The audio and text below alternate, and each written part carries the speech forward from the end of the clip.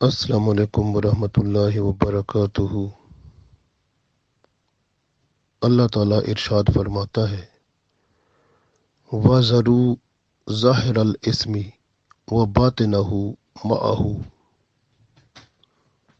وَذَرُوا اور چھوڑ دو،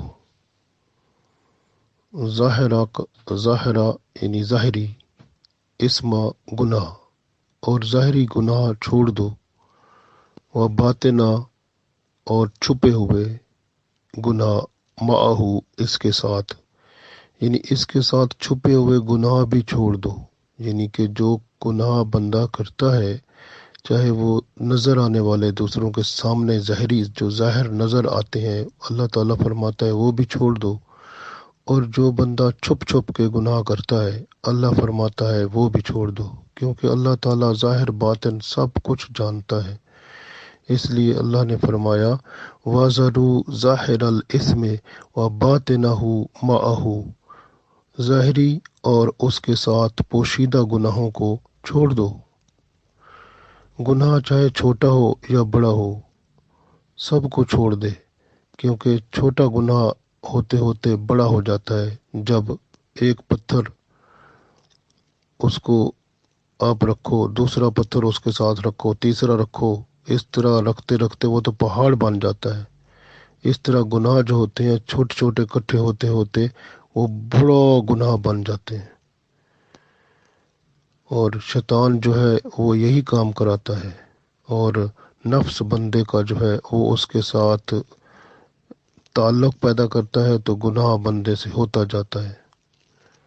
جس طرح اب کوئی عورت ہے، وہ کسی غیر مرد کو دیکھتی ہے، یہ بھی گناہ ہے، یہ صغیرہ گناہ ہے۔ لیکن اسی طرح اگر مرد ہے وہ کسی غیر عورت کو دیکھتا ہے تو یہ بھی صغیرہ گناہ ہے، لیکن یہ صغیرہ گناہ آہستہ آہستہ بڑا ہو جاتا ہے۔ قرآن پاک میں سورہ نور میں اللہ تعالیٰ نے ارشاد فرمایا عورتوں اور مردوں دونوں کو کہ آپ اپنی نگاہیں نیچی رکھو، لیکن کون رکھتا ہے؟ آپ دیکھیں، یہ اللہ کی اس آیت کا انکار ہو جاتا ہے۔ جب بندہ جا رہا ہو اور راستے میں یا کسی جگہ یا گھر کے اندر کوئی بھی ملنے آئے، یا حکم ہے کہ نگاہ نیچی رکھو جب غیر محرم کو دیکھو، چاہے عورت ہو یا مرد ہو۔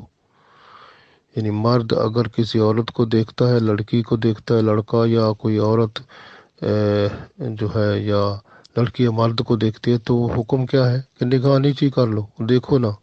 ضروری بات کرنی ہو تو یہ نہیں ہے کہ آنکھوں میں آنکھیں ملا کے کرو، بلکہ نظر نیچے رکھو، اور بات ضروری کرنی ہے تو کر کے اپنا فوراً جو ہے نا وہ بھی ضروری شریعت کے مطابق اگر اجازت ہو، ورنہ تو فضول بات کرنے کی اجازت ہی نہیں ہے۔ آج کل تو لوگ عورت مرد ایک دوسرے کے ساتھ بڑے مسکرا کے بولتے ہیں، اور پھر جو ہے وہ باتیں اور اس طرح کی چیزیں جو ہوتی ہیں وہ پھر بندے کو گناہوں میں ہی لے جاتی ہیں، تو اس کا حکم نہیں ہے۔ چاہے بندہ گناہ نہ ہی کرے، لیکن یہ دیکھنا ہی جو ہے نا یہی گناہ ہے۔ جس کا حکم ہو گیا بس اس کو بندہ کہے کہ میں بس قبول کرتا ہوں، بس قبول کر لے بندہ، کیونکہ اللہ کے حکم کے سامنے بندہ بات نہ کرے، اللہ کے حکم کو مان لے۔ شیطان بندے کو گناہوں کی طرف لے جاتا ہے، اور بندہ اس کی طرف چلتے چلتے آہستہ آہستہ بہت بڑے گناہ کر کے اور اللہ کے ہاں جو ہے وہ جہنمی ہو جاتا ہے۔ دوسرے بندے کو گالی دینا بھی صغیرہ گناہ ہوتا ہے، لیکن گالی دینے کو رسول پاک صلی اللہ علیہ وسلم نے ایک حدیث میں منافق کی نشانی قرار دیا ہے۔ جس طرح منافق کی 3 نشانیاں ہوتی ہیں، اس میں چوتھی یہ بھی اضافہ کر دیا گیا کہ منافق کی کیا نشانی ہے، یہ جب بات کرے تو وہ جھوٹ بولے، وَإِذَا حَدَّثَ كَذَبَ، یعنی بات کرے تو جھوٹ بولے، وَإِذَا اؤْتُمِنَ خَانَ، اور جب اس کے پاس امانت رکھی جائے تو وہ خیانت کرے، وَإِذَا وَعَدَ أَخْلَفَ، اور جب اس کو وعدہ کرے تو وہ پورا نہ کرے، اور جب بات کرے تو پھر گالی دے۔ تو یہ پھر منافق کی نشانی بن جاتی ہے، گالی دینا۔ اسی طرح سے آج کل یہ بھی دیکھا گیا ہے کہ بعض لوگ جو ہوتے ہیں وہ اپنے فخر و غرور تکبر میں دوسرے بندے کو گالی دے دیتے ہیں، اور اس کو کچھ سمجھتے ہی نہیں ہیں۔ اور یہ غلط ہے۔ اور کسی پر تہمت لگانا ایسے بری بات کی، کسی تہمت، ایک بندے نے کوئی کام کیا ہی نہیں ہے جو کہ غلط کام ہے، اور اس کو کہہ دو نہیں تم نے یہ کیا ہے، تو یہ تہمت ہے اور یہ بہت بڑا گناہ ہے۔ اور قرآن پاک میں سورہ نور میں دیکھیں تو ایسے بندے کو کوڑے مارنے کا حکم ہے اگر اسلامی حکومت ہو۔ اسی طرح کسی پر زنا کی تہمت لگانا یہ بہت بڑا کبیرہ گناہ ہے۔ کسی کو مارنا، غیبت کرنا، چغلی کرنا، جھوٹ بولنا، یہ چھوٹے چھوٹے گناہ ہیں لیکن یہی بڑے ہو جاتے ہیں پھر۔ جب کوئی بندہ مومن گناہ کبیرہ سے توبہ کرتا ہے تو اس کی صغیرہ گناہوں کی بھی معافی ہو جاتی ہے۔ اللہ تعالیٰ ارشاد فرماتا ہے ان تجتنبوا کبائر ما تنہون عنہ ونکفر عنکم سیئاتکم، اور اگر تم کبیرہ گناہوں سے بچو جن سے تم کو روکا گیا تو تمہارے صغیرہ گناہوں کو بھی اللہ تعالیٰ فرماتا ہے ہم مٹا دیں گے۔ تو کبیرہ گناہوں سے بندہ بچے تو صغیرہ اللہ معاف بھی کر دیتا ہے، جس طرح ایک نماز سے دوسری نماز کے پڑھنے پر صغیرہ گناہ معاف ہوتے ہیں، اسی طرح ایک جمعہ نماز سے دوسری جمعہ نماز تک پورے ہفتے میں جو صغیرہ گناہ ہو جاتے ہیں وہ معاف ہو جاتے ہیں۔ بعض گناہ جب وضو کرتا ہے بندہ اسی طرح ہی وضو کرنے سے ہی گناہ معاف ہو جاتے ہیں۔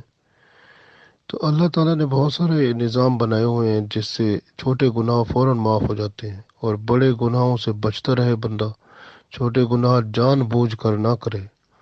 ایک چیز یاد رکھنی ہے کہ اگر کوئی بندہ کوئی چھوٹا گناہ، صغیرہ گناہ جان بوجھ کر کرتا ہے تو وہ کبیرہ میں شمار ہوتا ہے۔ ہاں اگر صغیرہ گناہ، چھوٹا گناہ وہ خود بخود ہو جاتا ہے وہ صغیرہ ہی ہے، پھر وہ چھوٹا گناہ ہے۔ لیکن اگر چھوٹے گناہ کو بندہ جان بوجھ کر کرتا ہے تو پھر وہ صغیرہ نہیں رہتا، پھر وہ کبیرہ ہو جاتا ہے، کیونکہ وہ بندہ کا اس کے اندر مرضی شامل ہو جاتی ہے، وہ جان بوجھ کے کر رہا ہے، دھوکہ دے رہا ہے، اللہ نے حکم کیا نہ کر تو بندہ اس کو کر رہا ہے۔ تمام چھوٹے بڑے گناہوں کو چھوڑ دینا ہی تقویٰ ہوتا ہے، اور اس پر استقامت کر لے تو اللہ کی قربت نصیب ہوتی ہے۔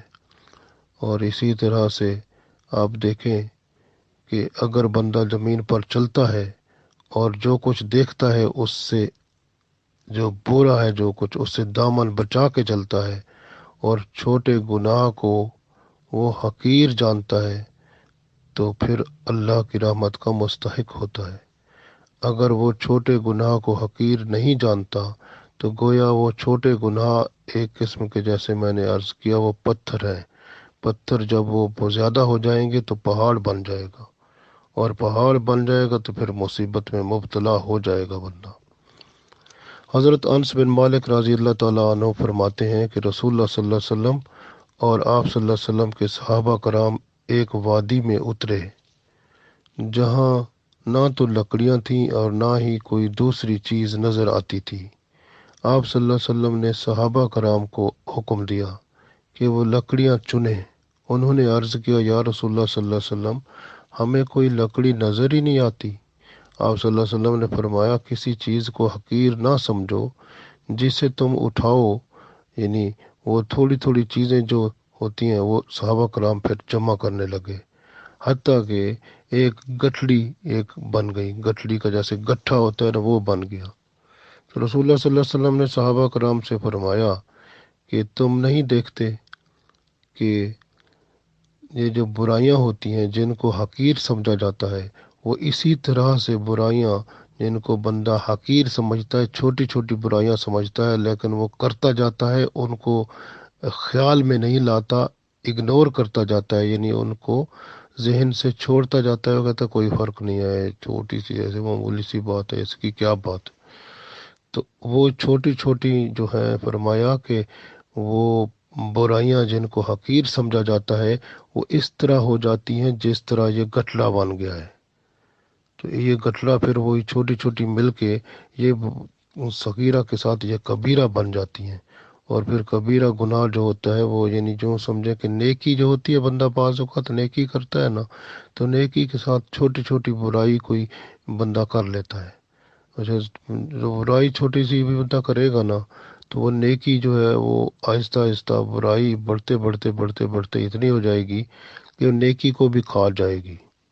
तो इसलिए जो है ना, बंदा कोशिश करे कि अगर नेकी करनी है तो खलूस से करे, खालिस नेकी करे, उसके अंदर कोई चीज़ ना मिलाए। बंदा किसी की मदद करता है तो बाज़ बंदे होते हैं किसी की मदद करते हैं, दो चार गालियाँ सुना के करते हैं, या उसकी कुछ ना कुछ बात मजाक करके, या उसकी तानाजनी करके, या उसको ऐसी बातें, तो वो नेकियां उनकी अपनी जो उनके साथ करनी होती हैं वो ख़त्म हो जाती हैं।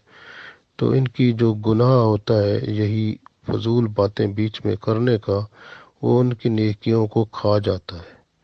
तो इसलिए जो है ना, बाज़ बंदे किसी पर एहसान करते हैं तो उसको शो करते हैं, देखो जी हमने तेरे साथ ये किया। वो जब बंदा शो करता है वो एहसान नहीं रहता, फिर वो उसका काम ख़त्म हो जाता है। वो सिर्फ बस उसकी मदद हो गई उसने, वो लेकिन वो अल्लाह के यहाँ वो उसका सवाब या वो उसकी जज़ा नहीं लिखी जाती। क्योंकि कुरान पाक में एक आयत है कि जब बंदा किसी के साथ एहसान करता है और बता के करे और उसको शोबाजी करे, तो वही एहसान उसका उसको कोई सवाब नहीं देता। तो इस तरह से नेकी जो है, नेकी के साथ साथ बंदा बुराई करता है तो वो सारी तबाही अपने खाते में जमा करता है।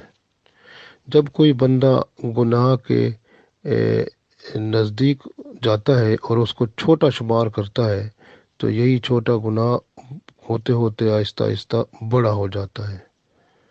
तो बिलाशुबा मोमिन बंदा अपने ईमान की अज़मत और बुलंदी के लिए वो बाज़ औक़ात छोटे गुनाह को बड़ा समझता है, तो वो अल्लाह के यहाँ अच्छा शुमार होता है। यानी जो बंदा छोटे गुनाह को बड़ा समझे और उसको छोड़ दे, तो अल्लाह ताला की रहमत का मुस्तहक ठहरता है। रसूल पाक सल्लल्लाहु अलैहि वसल्लम ने फरमाया, मोमिन अपने गुनाह अपने सर पर पहाड़ की तरह समझता है और उसे डर होता है कि कहीं उस पर गिर न जाए। यानी ये जो पहाड़ है ना, वो समझता है ये गुनाह छोटे छोटे मैंने जो किए ये इतने बड़े हो गए, पहाड़ बन गए हैं। अब ये पहाड़ किसी तरफ किसी वक्त ऐसा ना हो कि मेरे ऊपर गिर जाए। मोमिन ऐसे डरता है। और जो मुनाफिक होता है ना, वो अपने गुनाह को नाक के ऊपर मक्खी की तरह समझता है। बस वो जैसे मक्खी को उड़ा दिया जाता है, बस वो समझता है गुनाह ऐसी चीज़ है, बस वो बस चल भाई काम चलाओ अपना। तो मुनाफिक ऐसा समझता है कि गुनाह की कोई अहमियत ही नहीं है उसके नज़दीक। तो ये सारी चीज़ें हमें देखनी है, क्या हम तो इसमें शामिल नहीं हैं? अगर हैं तो हमें अपनी इस्लाह करनी पड़ेगी। गुनाह की बख्शिश नहीं होती, वो सिर्फ अल्लाह के हजूर जब तक बंदा माफ़ी ना मांगे। इसलिए कि गुनाह जो होता है वो दो तरह से होता है, एक जानबूझकर होता है, एक लाइल्मी में पता ना हो। एक चीज गुनाह का पता ना हो तो वो छोटा गुनाह हो, वो अल्लाह ताला माफ़ फरमा देता है। जैसे मैंने अर्ज़ किया कि एक नमाज के बाद दूसरी नमाज पढ़ते हैं, या एक जुम्मे से दूसरे जुम्मे तक, इसी तरह बाज़ औक़ात वज़ू करता है बंदा, उससे गुनाह माफ़ होते हैं। बंदा वज़ू करके जब नमाज की तरफ चलता है तो हर कदम छोटे गुनाहों को माफ़ करता है। तो छोटे गुनाह जो जानबूझकर नहीं किए होते तो वो माफ़ हो जाते हैं, लेकिन जो गुनाह बंदा जानबूझकर करता है ना, तो वो उनकी फिर माफ़ी मांगनी पड़ती है, उनके लिए इस्तग़फ़ार करना पड़ेगा, माफ़ी मांगनी पड़ेगी। इसलिए ये बहुत अहम है। और ये नहीं है कि छोटे गुनाहों को बंदा जो है कुछ अहमियत ना दे और हकीर ही ना समझे, तो बल्कि ये बंदे की तबाही लाते हैं और यही बाज़ औक़ात बंदे के बड़े गुनाह बन जाते हैं। तो इसलिए कोशिश करनी है हमें, इनसे बचना है। सहाबा कराम रिज़वानुल्लाह अलैहिम अजमाइन ने अपने ताबईन से फरमाया کہ تم کچھ ایسے اعمال کرتے ہو جو تمہاری نگاہوں میں بال سے بھی زیادہ باریک ہیں، جبکہ ہم رسول پاک صلی اللہ علیہ وسلم کے دور میں ان چھوٹے گناہوں کو جن کو تم بال کے برابر سمجھتے ہو، ہم ایسے گناہوں کو آپ صلی اللہ علیہ وسلم کی موجودگی میں ہلاک کرنے والے گناہوں میں شمار کرتے تھے۔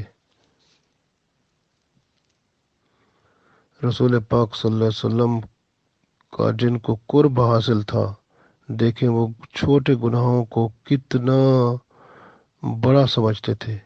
آج کل چھوٹے گناہوں کو حقیر ترین سمجھا جاتا ہے، اور جب تک وہ نہ ہوں تو بندہ اپنی ہوا نہیں مار سکتا۔ وہ کہتا ہے میں بڑی چیز ہوں۔ یہ بڑی چیز کہنا ہی سب سے بڑا گناہ ہے، کیونکہ آپ صلی اللہ علیہ وسلم نے فرمایا کہ جس کے دل میں ایک رائی کے دانے کے برابر بھی تکبر ہوگا وہ جنت میں نہیں جائے گا۔ تو گناہ بندے کو تباہ کر کے رکھ دیتے ہیں۔ اصل میں جس کے اندر ایمان ہوتا ہے نا، وہ ایمان کی نشانی یہ ہوتی ہے کہ جب بندہ کوئی گناہ کرتا ہے نا، اس کو محسوس ہوتا ہے کہ میں نے کوئی بڑا غلط کام کر دیا ہے، تو اس کو اندر سے نا اس کو لعنت ملامت ہوتی ہے، اندر اس کو ملامت کرتا ہے کہ کیا کر دیا تو نے، کھلبلی مچ جاتی ہے دل اندر سے نا، وہ بندہ پریشان ہو جاتا ہے کہ یہ غلطی ہو گئی مجھ سے۔ اور جس بندے کو احساس ہی نہ ہو گناہ چھوٹا کرنے سے، بڑے گناہ کی تو بات ہی اور ہے نا، چھوٹا گناہ کرنے سے ہی جس کو احساس ہی نہ ہو تو وہ اپنے ایمان کی خیر منائے، کیونکہ اس کے اندر ایمان جو ہے پھر نہیں ہے۔ حضرت ابوبکر صدیق رضی اللہ تعالیٰ عنہ فرماتے ہیں، اگر کسی بندے کو آپ نصیحت کرو، کوئی اچھی بات بتاؤ، اور وہ اس کو قبول ہی نہ کرے، اس کو سنے ہی نہ، اس کو عمل ہی نہ کرے، تو وہ سمجھو ایمان سے خالی ہے۔ اور اسی طرح سے وہ بندہ جو چھوٹا گناہ کر کے ہی اپنے اندر اس کو محسوس نہ کرے کہ میں نے کچھ گناہ کیا ہے، بلکہ اس کو حقیر سا سمجھ کے نظر انداز کر دے، تو ایسا بندہ اپنے ایمان کی خیر منائے، کیونکہ وہ ایمان سے خالی ہے۔ ایمان جو بندے کے اندر ہوتا ہے وہ چھوٹے گناہ کو بھی محسوس کراتا ہے کہ غلطی ہو گئی ہے، کام خراب ہے، اب تو پریشانی اس کو پھر ہوتی ہے جس کے اندر ایمان ہوتا ہے۔ اور جس کے اندر ایمان ہو وہ خالی ہو جاتا ہے، تو پھر اس کے وہ چھوٹے گناہ کرتا جاتا ہے، پھر بڑے بھی ہو جاتے ہیں، پھر اس کو کوئی فکر ہی نہیں ہوتی۔ لیکن پھر اس کو اپنی فکر اس بات کا کرنا چاہیے کہ موت کسی وقت آ سکتی ہے، تو وہ کیا کرے گا؟ توبہ استغفار جو ہے ہر وقت بندے کو کرنی چاہیے۔ توبہ ہر آدمی پر فرض ہے، کسی آدمی کے یعنی اس سے بے نیاز جو ہے نا وہ نہیں کہا جا سکتا، کیونکہ توبہ استغفار جو ہے وہ بندے کے لیے ضروری ہے۔ گناہ بندے سے ہوتے رہتے ہیں، غلطیاں ہوتی رہتی ہیں، چھوٹے گناہ چھوٹی غلطیاں اکثر ہوتی ہیں۔ کوئی بندہ ایسا نہیں ہے جس کے اعضاء گناہ سے خالی ہوں۔ تو اگر کسی بندے کے گناہ جو اعضاء ہیں، ان کے جسم کے حصے ہیں، اگر وہ گناہ سے خالی بھی ہوں، تو پھر وہ دل اس کا ضرور گناہ گار ہوتا ہے، کیونکہ دل میں جو ہے نا خیال آتے ہیں نا، وہ دل میں خیال آتے ہیں، کسی کے بارے میں برا ارادہ کرتا ہے بندہ، بری بات سوچتا ہے، تو یہ جو ہے نا یہ چیزیں ہوتی ہیں، پھر بندے کو وہ دل تو اس کا پھر اندر سے جب برائی کا غلط خیال کو لائے تو وہ بھی خیال غلط جو ہے وہ بھی گناہ ہی ہے نا۔ تو اس لیے اس کی بھی معافی مانگنا ضروری ہوتا ہے، کیونکہ اگر بندہ عبادت میں لذت چاہتا ہے تو دل میں آنے والے برے خیال کی بھی معافی مانگے، کیونکہ دل جو ہوتا ہے نا وہ اللہ کا گھر ہوتا ہے، اس کو صرف اللہ کے لیے رکھے۔ دل میں اللہ کے سوا کسی اور کا خیال آئے تو گویا وہ شریک بنا رہا ہے اللہ کا۔ تو ایسا بندہ پھر عبادت تو کرتا ہے لیکن عبادت میں لذت نہیں حاصل کر سکتا۔ تو عبادت میں لذت حاصل کرنے کے لیے اپنے دل میں اگر کوئی خیال پیدا ہوتا ہے تو اس کی بھی معافی مانگے جو غلط ہوتا ہے، تو اپنے دل کو پاک صاف رکھے اندر سے، تبھی وہ جو عبادت ہوتی ہے اس کی لذت بندہ پاتا ہے۔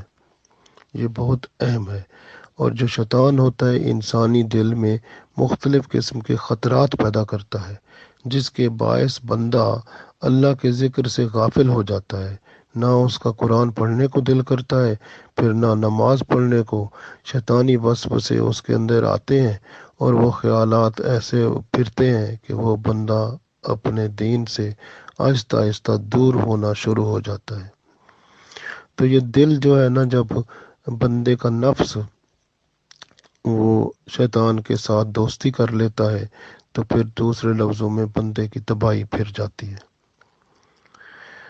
تو اس لیے بندے کو اپنے ہر عمل پر غور کرنا چاہیے۔ وہ کہتے ہیں نا کہ حاضر دماغ رہنا چاہیے، تو اپنی حفاظت کرنی چاہیے۔ تو لاپرواہی کرنا، اور جو نیک لوگ ہوتے ہیں نا، وہ غفلت جو ہوتی ہے نا، لاپرواہی، غفلت، کاہلی، سستی، اس کو بہت بڑا گناہ سمجھتے ہیں۔ اور یہی گناہ جو ہیں یہ کیا کرتے ہیں، یہ چھوٹے گناہ اس طرح کے، وہ عبادت کی لذت کو کھا جاتے ہیں۔ عبادت تو بندہ کر لیتا ہے لیکن اس میں لذت پیدا نہیں ہوتی۔ تو اسی طرح سے عام بندہ جو ہے جب نماز پڑھتا ہے تو اس کو جو ثواب ملتا ہے، وہ ثواب اس طرح کا اس کے اندر ہوتا ہے کہ دوسری نماز کے لیے اس کو تیار کر دیتا ہے۔ جو بندہ نماز پڑھتا ہے اور وہ سمجھتا ہے کہ میری نماز قبول ہوئی یا نہیں، تو قبول ہونا یا نہ ہونا اس میں ایک نشانی یہ بھی ہوتی ہے کہ جو ہے نا بندے کو اگلی نماز پڑھنے کی وہ اللہ تعالیٰ کی طرف سے وہ موقع مل جاتا ہے۔ یعنی ایک نماز پڑھتا ہے بندہ تو اس کا دل چاہتا ہے کہ اگلی نماز پڑھوں، تو اگلی نماز بھی پڑھ لیتا ہے۔ تو اس کا مطلب کیا ہے کہ وہ اندر سے وہ جو پہلی نماز پڑھی تھی اللہ نے قبول کر لی، تو اس کی وجہ سے اللہ نے دوسری نماز کی توفیق دے دی۔ تو اس طرح سے یہ بندہ سوچے کہ جب اللہ تعالیٰ کے ہاں نماز ایک پڑھتا ہے تو دوسری نماز پڑھنے کی اس میں ہمت ہو جاتی ہے، تو سمجھو پہلی نماز اللہ نے قبول کی ہے، تو اس وجہ سے اللہ نے آگے پھر بلایا ہے اپنے پاس۔ کیونکہ اگر دیکھیں نا، اگر بندہ کسی سے نفرت کرتا ہے عام طور پر تو اس کو اپنے سے دور کر دیتا ہے، تو لیکن اگر وہ اچھا ہو تو اس کو دوبارہ بلایا جاتا ہے۔ تو اس لیے اللہ تعالیٰ جو ہے جب بندہ نماز پڑھتا ہے اللہ اس کو قبول کرتا ہے، اللہ کو اس کی نماز پسند آتی ہے، تو وہ اس کا ثواب یہی ہے کہ اللہ اس کو دوسری نماز پڑھنے کی توفیق دے دیتا ہے، وہ دوسری نماز پڑھتا ہے بندہ یا پڑھتی ہے۔ اگر بندہ ایسا نہیں کرتا تو اپنی خیر منائے ایمان کی، کیونکہ اللہ کی ناراضگی پھر سوچے کہ اللہ تعالیٰ ناراض ہو گیا ہے کہ اس نے دوسری نماز پڑھنے کی توفیق ہی نہیں دی، تو اس کا مطلب ہے پہلی نماز قبول ہی نہیں ہوئی۔ تو یہ بہت اہم ہے، تو اس لیے اس بات پر غور کریں اور ہمیشہ یہ سمجھیں کہ اگر اللہ ناراض ہو گیا تو کام سارا خراب ہو گیا۔ تو یہ بہت اہم ہے۔ اس لیے چھوٹی غلطی ہو بڑی غلطی ہو معافی مانگیں، اگر غفلت ہو جائے توبہ کریں، استغفار کریں اللہ تعالیٰ سے۔ عام بندے جو ہوتے ہیں نا، عام بندے، ان کی توبہ گناہ سے ہوتی ہے، وہ گناہ سے توبہ کرتے ہیں۔ اور جو خاص بندے ہوتے ہیں، جو خاص کا مطلب ہے اللہ کے خاص بندے، وہ غفلت سے توبہ کرتے ہیں، کیونکہ عام بندے کو گناہ جو ہوتے ہیں وہ لے ڈوبتے ہیں، اور جو خاص بندے ہوتے ہیں ان کو غفلت لے ڈوبتی ہے۔ تو اس لیے جو عام بندے ہوتے ہیں وہ گناہ سے توبہ کرتے ہیں، اور جو خاص بندے ہوتے ہیں وہ غفلت سے توبہ کرتے ہیں۔ غفلت جو ہوتی ہے نا وہ بندے کو تباہ کر کے رکھ دیتی ہے۔ تو اس وجہ سے وہ بندہ جو ہے یعنی بندہ اللہ تعالیٰ سے دور ہو جاتا ہے اور پھر گناہوں کے قریب ہو جاتا ہے۔ جو غفلت جو ہے یہ بہت بڑی ایک قسم کی ایسی چیز ہے جو قربت کو کھا جاتی ہے، یعنی اللہ کے قریب ہونے کو کھا جاتی ہے۔ بندہ بیٹھا ہے غفلت ہو رہی ہے، سو رہا ہے، یہ سونا بھی تو غفلت ہی ہے نا۔ اسی طرح بندہ کسی کام میں ہے، وہ چھوڑتا نہیں ہے اس کو، تو وہ اللہ کی طرف نہیں جاتا، تو وہ غفلت غافل ہے نا۔ غفلت جو ہے نا وہ بھی بہت خطرناک چیز ہے۔ نبی پاک صلی اللہ علیہ وآلہ وسلم نے فرمایا میرے دل پر بھی ایک بادل سا آ جاتا ہے تو میں دن رات میں 70 مرتبہ استغفار کرتا ہوں۔ تو یہ جو ہے نا، یہ غفلت جو ہے، یہ کسی طرح کی بھی تھوڑی سی بھی ہو جائے تو یہ بہت بڑی خطرناک چیز ہے۔ حضرت آدم علیہ السلام کو جب اللہ تعالیٰ نے فرمایا کہ اس درخت کے قریب نہ جانا، تو وہ کیا ہوا؟ جب وہ اس درخت کے قریب گئے تو کیا ہوا کہ جب وہ ان کا پھل کھا لیا تو وہ بہشتی لباس تو جو اللہ نے ان کو دیا تھا وہ لباس اتر گیا، اب وہ سطر کھل گیا۔ اب کیا ہوا کہ جو ہے اس وقت ان کو شرم محسوس ہوئی، تو پھر ان کے دل میں یہ بھی خیال آیا، یہ دیکھیں سطر کھل گیا، لباس کھل گیا، لیکن ان کے جو سر کے اوپر تاج پہنا ہوا تھا نا، وہ قائم رہا۔ اب ان کے دل میں خیال ہوا کہ بھئی یہ بھی اتر جائے، کیونکہ اب کک نہیں بچا، وہ سارے چیزیں چلی گئیں۔ تو حضرت آدم اور حوا علیہ السلام جو تھے، ان کو حکم ہو گیا کہ ہمارے پڑوس سے، ہمارے ہمسائے، ہمارے پڑوس سے چلے جاؤ، کیونکہ ہم جو ہمارے حکم سے ہٹتا ہے، جو ہمارا حکم نہیں مانتا، وہ ہمارے پڑوس میں نہیں رہ سکتا۔ اب دیکھیں نا، یہاں پر کتنی بات اہم ہمیں پتہ چلی کہ جو اللہ کا حکم نہیں مانتا وہ اللہ کا ہمسایہ نہیں بن سکتا، یعنی اللہ کی قربت اختیار نہیں کر سکتا۔ تو قربت اختیار کرنے میں حکم ماننا بہت اہم ہے۔ یہ آدم اور حوا علیہ السلام، کیونکہ اللہ تعالیٰ نے دنیا بنانی تھی، یہ پیغمبر معصوم ہوتے ہیں، لیکن ان سے جو کام ہوتے ہیں وہ ہمارے لیے سبق اور تعلیم ہوتے ہیں۔ تو ہماری تعلیم یہ ہوئی کہ اللہ کی قربت جو ہے وہ بہت اہم ہے۔ وہ اس وقت ہوتی ہے جب بندہ اللہ کے حکم کو مانتا رہتا ہے۔ اب قرآن پاک پڑھتے رہیں، جیسے میں نے ایک چھوٹی سی بات شروع میں کی تھی کہ اللہ نے سورہ نور میں فرمایا کہ جب ایک عورت جو ہے غیر مرد کو دیکھے تو اپنی آنکھ نیچے کر لے۔ مرد جو ہے کسی عورت کو دیکھتا ہے تو اپنی آنکھ نیچے کر لے، یعنی آنکھ جھکا دے۔ تو یہ اللہ نے حکم فرمایا، جو کہ اس سورہ نور میں اللہ نے فرمایا قرآن پاک میں۔ اب اللہ کا حکم، ایک میں نے ایک چھوٹی مثال دی ہے، اگر اسی پر عمل کر کے بندہ نگاہ نیچی کر لیتا ہے تو اللہ کا حکم مان لیتا ہے۔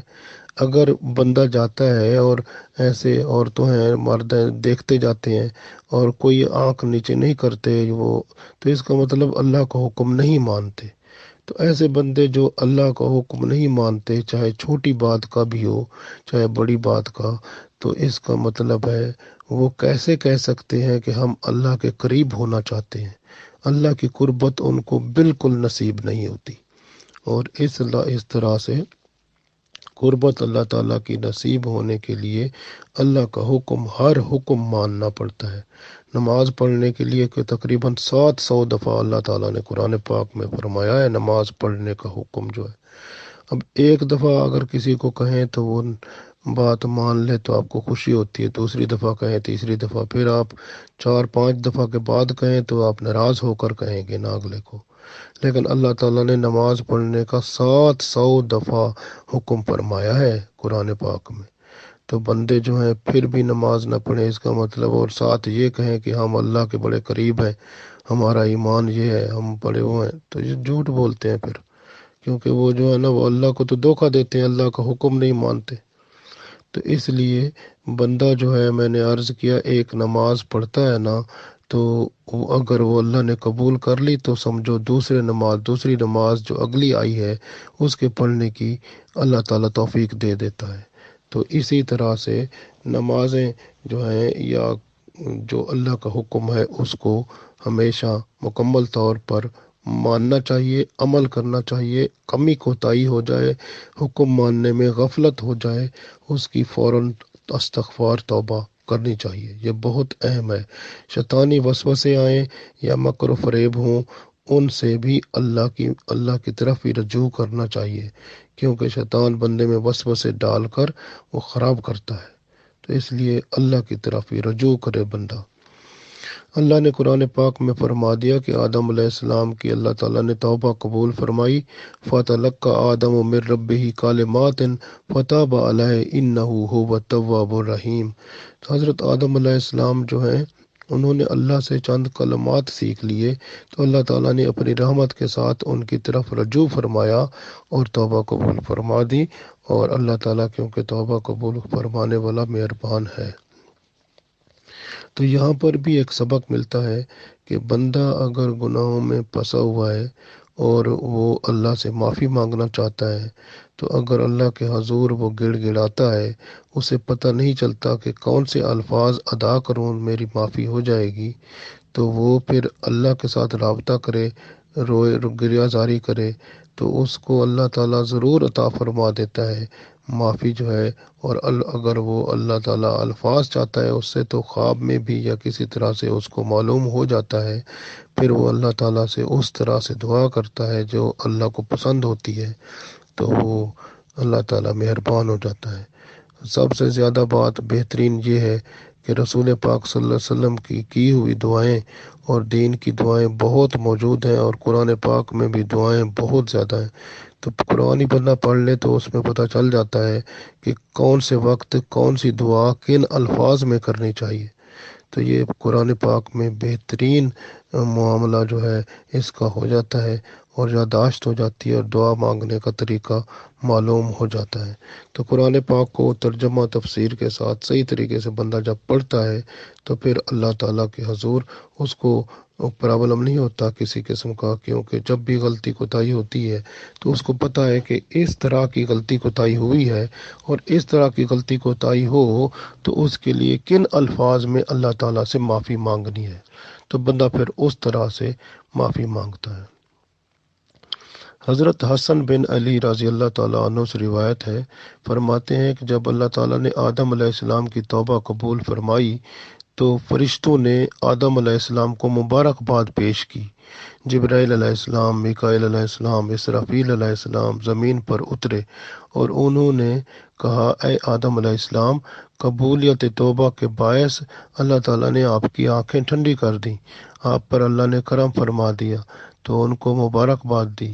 حضرت آدم علیہ السلام نے فرمایا، اے جبرائیل علیہ السلام، اگر اس توبہ کے بعد بھی مجھ سے سوال ہوا تو میرا کیا ٹھکانہ ہوگا؟ یعنی مقصد ہے کہ وہ حضرت آدم علیہ السلام توبہ استغفار قبول بھی ہوگی، پھر بھی اندر سے وہ پریشان تھے اللہ تعالیٰ کی طرف، کہ وہ چاہتے، دل سے وہ چاہتے تھے کہ وہ غلطی ہو، احساس وہ غلطی کا جو ہے پھر بھی اپنے اندر رکھ رہے تھے۔ تو اس سے یہ بھی ثابت ہوتا ہے کہ ہم اگر توبہ بھی کر لیتے ہیں تو پھر بھی ہمارے دل میں یہ رہنا چاہیے کہ ایسا گناہ اللہ نے، ہمیں تو پتہ نہیں چلتا نا کہ یہاں لکھا ہوا تو نہیں آ جاتا کہ اللہ تعالیٰ نے وہ توبہ قبول کر لی اور وہ گناہ معاف ہو گیا، یہ تو پتہ تو نہیں چلتا نا، کنفرم تو نہیں ہوتا نا ہمارے ہاں۔ تو ہم ایک امید رکھتے ہیں کہ اللہ تعالیٰ نے ہمیں معاف کر دیا ہوگا، لیکن اس لیے وہ کہتے ہیں کہ آپ جس گناہ کی بھی توبہ کر رہے ہیں اور اس توبہ کر کے یہ نہ سوچیں کہ وہ اللہ تعالیٰ نے معاف کر دیا، کیا پتہ اللہ تعالیٰ نے وہ ہماری توبہ میں کوئی غلطی رہ گئی ہو، اللہ تعالیٰ نے قبول نہ کیا ہو، کیونکہ اللہ تعالیٰ کے اوپر بندہ جو ہے اپنی مرضی نہیں کر سکتا۔ اللہ تعالیٰ مالک ہے، ہم اس کے، ہم مخلوق ہیں، وہ آقا ہے، ہم غلام ہیں۔ تو غلام جو ہوتا ہے وہ آقا کی بات کے اوپر ہی قائم رہتا ہے، جو آقا نے فرمایا بس وہ اسی کو یس کرتا ہے، اسی پہ ہی قائم رہتا ہے، اور ہم لوگ جو ہے جو اللہ کا حکم ہوتا ہے اسی پر ہمیں قائم رہنا ہے۔ تو اس وجہ سے اللہ کے حکم کے مطابق ہی ہمیں اپنے وقت کو گزارنا ہے۔ تو میں نے عرض کیا کہ اللہ تعالیٰ نے آدم علیہ السلام کی جب توبہ قبول کی تو اللہ تعالیٰ نے ان پر کرم فرمایا، اور پھر انہی کی نسبت سے توبہ جو ہے وہ ہمیں عطا فرمائی، کیونکہ آدم علیہ السلام کو اللہ تعالیٰ نے عطا فرما دیا کہ اب یہ توبہ جو آپ نے کی ہے، اب میں اس توبہ کو آپ کے بچوں کی طرف منتقل کر دوں گا۔ تو اب دیکھیں ہم ان کے بچے ہیں، اور توبہ اللہ تعالیٰ نے ہمیں عطا فرما دی۔ اب یہ آدم علیہ السلام سے بعض لوگ کہتے ہیں نا غلطی ہو گئی تو اس طرح ہو گیا، تو وہ اللہ تعالیٰ نے ہماری تعلیم فرمائی ساری کہ آدم علیہ السلام سے جو کچھ ہوا یہ سارا ہمارے لیے تعلیم تھا، اور ان کو اللہ تعالیٰ نے توبہ کی جو توفیق عطا فرمائی، تو اللہ تعالیٰ نے وہ توبہ کی توفیق آدم علیہ السلام کی سارے بچوں کو عطا فرما دی۔ قیامت تک جو بھی آدم علیہ السلام کے جو بھی بچے اولاد آئے گی قیامت تک، سب کو یہ توفیق ہے کہ توبہ ان کو یہ نعمت جو ہے یہ اللہ ضرور عطا فرمائے گا، اور اگر وہ اس پر عمل کریں، گناہوں سے بچنے کی توبہ کرتے جائیں، تو اللہ تعالیٰ کی طرف سے معافی ہوتی جائے، اور پھر وہ اللہ کے قرب میں وہ آگے سے آگے بڑھتے جائیں۔ تو یہ اللہ تعالیٰ نے آدم علیہ السلام کی توبہ کی وجہ سے تمام ان کے بچوں کو، ہم سب کو توبہ عطا فرما دی، تو ہم قیامت تک گناہوں پر توبہ کرتے ہیں تو اللہ تعالیٰ کی طرف سے ہم پر رحمت ہوتی رہتی ہے۔ حضرت نوح علیہ السلام نے جب بد دعا کی تھی، آپ کو پتہ ہے کہ اس کی وجہ سے وہ طوفان پیدا ہو گیا تھا، طوفان آیا تھا جس سے وہ ساری مخلوق ختم ہو گئی۔ پھر اس کے بعد اللہ تعالیٰ نے ان کے 3 بیٹے جو سام، حام اور یافت تھے، ان سے پھر انسان کی نسل چلائی تھی۔ وہ نوح علیہ السلام جو تھے وہ بھی توبہ استغفار کرنے والے ہوتے تھے۔ آپ دیکھیں نا، انہوں نے دعا کی تھی، رب انی اعوذ بک ان اسألک ما لیس لی بہ علم والا تغفر لی وترحمنی اکم من الخاسرین، یعنی میرے رب، میں آپ سے پناہ چاہتا ہوں کہ تجھ سے ایسی بات کا سوال کروں جس کا مجھے علم نہیں، اور اگر تو مجھے نہ بخشے اور مجھ پر رحم نہ کرے تو میں نقصان اٹھانے والوں میں سے ہو جاؤں گا۔ دیکھیں نا، حضرت نوح علیہ السلام نے بھی اسی طرح کی دعا کی جس طرح آدم علیہ السلام نے کی تھی کہ ربنا لا تزغ قلوب ربنا ظلمنا انفسنا وان لم تغفر لنا وترحمنا لنکونن من الخاسرین۔ تو آدم علیہ السلام نے یہی دعا کی تھی نا کہ اے ہمارے رب، ہم نے اپنی جانوں پر ظلم کر لیا ہے، ربنا ظلمنا انفسنا وَإِن لَّمْ تَغْفِرْ لَنَا، اور اگر تو نے ہمیں معاف نہ کیا، وَتَرْحَمْنَا، اور ہم پر رحم نہ فرمایا، لَنَكُونَ مِنَ الْخَاسِرِينَ، لَنَكُونَنَّ مِنَ الْخَاسِرِينَ، تو ہم کیا ہو جائیں گے؟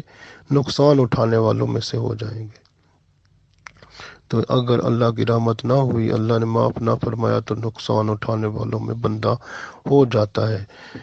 اس لیے یہ دعا بھی ہمیں اکثر مانگنی چاہیے، ربنا ظلمنا انفسنا وَإِن لَّمْ تَغْفِرْ لَنَا وَتَرْحَمْنَا لَنَكُونَنَّ مِنَ الْخَاسِرِينَ۔ تو یہ دعا آدم علیہ السلام کی ہے، ہم ان کے بچے ہیں، تو ان کی اس دعا کی برکت سے بھی ہمارے گناہ معاف ہوتے ہیں۔ تو اللہ تعالیٰ سے دعائیں جو ہے یہ ضرور کرنی چاہیے۔ اسی طرح سے آپ دیکھتے جائیں اللہ تعالیٰ کی رحمت سے، حتیٰ کہ جو ہے آپ دیکھیں کہ حضرت ابراہیم علیہ السلام کتنے عظیم انسان تھے ہیں، ان کی نسل میں رسول پاک صلی اللہ علیہ وسلم بھی آئے، اور وہ جو ہیں وہ بھی اللہ تعالیٰ سے کیسے مخاطب ہوتے ہیں، عرض کرتے ہیں الذی خلقنی فہو یہدین، یعنی اللہ وہ ذات ہے جو مجھے ہدایت دیتا ہے، راستہ دکھاتا ہے، والذی، اور اللہ وہ ہے، ہوا یطعمنی، اور وہ مجھے کھلاتا ہے، ویسقین، اور مجھے پلاتا ہے، وَإِذَا مردت، اور جب میں مرض ہوتا، یعنی جب کوئی مجھے مرض یا بیماری ہوتی ہے، جب بیمار ہوتا ہوں، فَهُوَ یشفین، بس وہ مجھے شفا عطا فرماتا ہے، والذی، اور وہ اللہ وہ ہے، یمیتنی ثم یحیین، یعنی اللہ تعالیٰ موت دے گا مجھے، اور یحیین، اور پھر مجھے وہ زندہ کرے گا، والذی، اور اللہ وہ ہے، دیکھیں نا، اطمعو، یہ اطمعو کا مطلب ہوتا ہے طمع کرنا، لالچ کرنا، امید کرنا، یعنی میں وہ اللہ سے امید لگائے ہوئے ہوں، اور میں اللہ سے یہ لالچ رکھتا ہوں، امید رکھتا ہوں، کس کی؟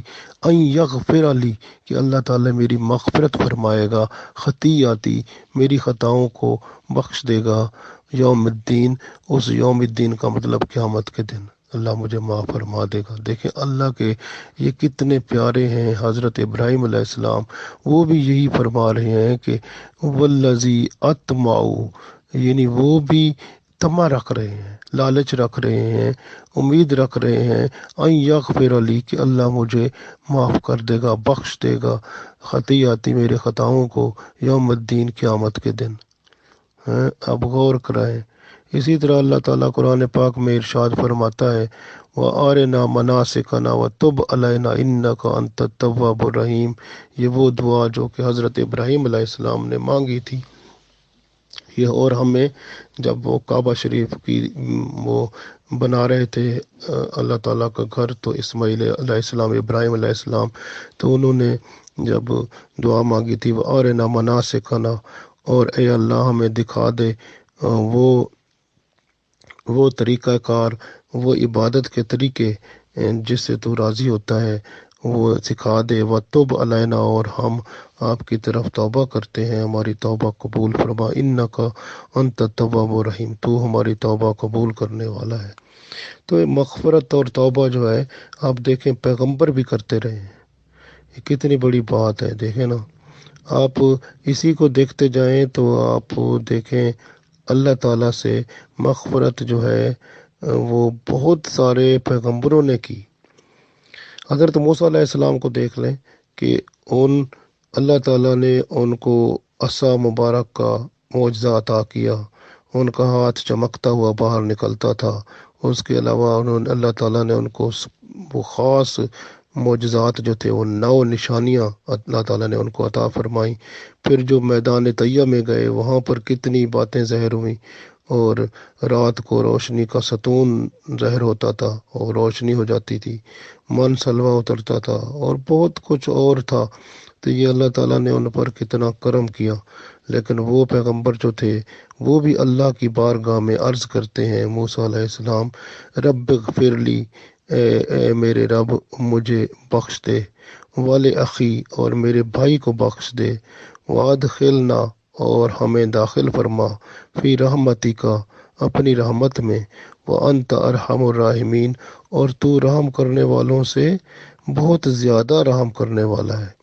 मूसा अलैहिस्सलाम भी अपने लिए, अपने भाई के लिए दुआ मांग रहे थे, गोया अल्लाह माफ़ फरमा। तो माफ़ी जो, हालांकि देखें कितने बुलंद पाया पैगंबर हैं, फिर भी अल्लाह के यहाँ झुके हुए हैं।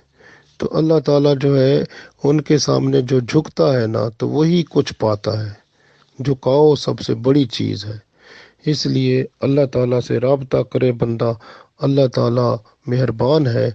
हर वक्त बंदा अल्लाह को याद करे, माफ़ी मांगता रहे, इस्तग़फ़ार करता रहे, और जो है जब भी कोई गफलत भी हो तो उस पर भी अल्लाह से माफ़ी मांगे, और आगे अल्लाह से अर्ज़ करे कि या अल्लाह मुझे इस काबिल बना, इस तरह की ताकत अता फरमा कि मैं सही तरीके से, जिस तरह तू राज़ी होता है उस तरह से खुशू खुजू और अपने अंदर बाहर को इस तरह कर लूँ कि तू राज़ी हो जाए। बस तेरी रज़ा ही मुझे चाहिए। अगर तेरी रज़ा में कहीं पर कोई मुझसे गलती होती है, गुनाह होता है, गफलत होती है, तो अल्लाह तो मुझे माफ़ फरमा। आमीन।